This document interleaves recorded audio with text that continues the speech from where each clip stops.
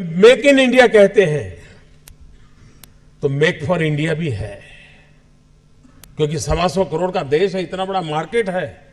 लेकिन स्टार्टअप का मतलब ये तो नहीं है कि हर किसी के पास $1 बिलियन का काम हो रहा है और 2000 लोग काम करें, जरूरी नहीं है। 5 लोगों को भी अगर मैं रोजगार देता हूं तो मेरा स्टार्टअप मेरे देश को आगे बढ़ा रहा है।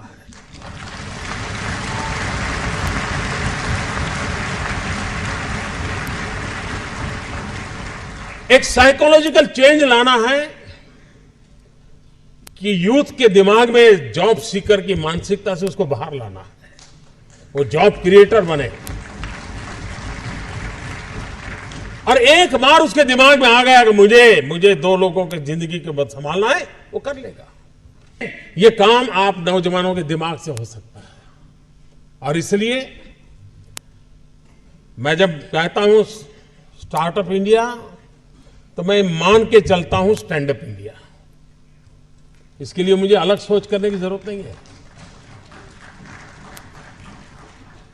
जिस देश के पास 800 मिलियन 35 से कम आयु के नौजवान हो, जिस देश के नौजवानों के पास टैलेंट हो, हाथ में हुनर हो, अपरंपार सपने हो और पूरी दुनिया में अवकाश ही अवकाश हो, क्या नहीं हो सकता है। मानव जात के लिए चुनौतियां आवश्यक हैं, क्योंकि सरफरे लोग तो हैं जो तबाही करने पर तुले हुए हैं।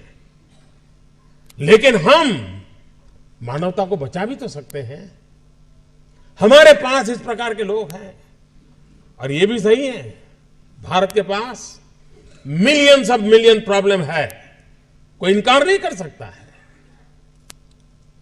लेकिन एट द सेम टाइम मुझे इस बात का भरोसा भी है कि बिलियंस ऑफ बिलियन माइंड भी है। अगर मिलियन प्रॉब्लम है तो बिलियन माइंड भी तो हमारे देश में है। हर स्टार्टअप के पीछे कोई न कोई समस्या के समाधान का इरादा रहना चाहिए। और जब किसी स्टार्टअप के पास समस्या के समाधान का इरादा होगा तो उसकी संतोष का लेवल भी कहीं कुछ और होगा जी।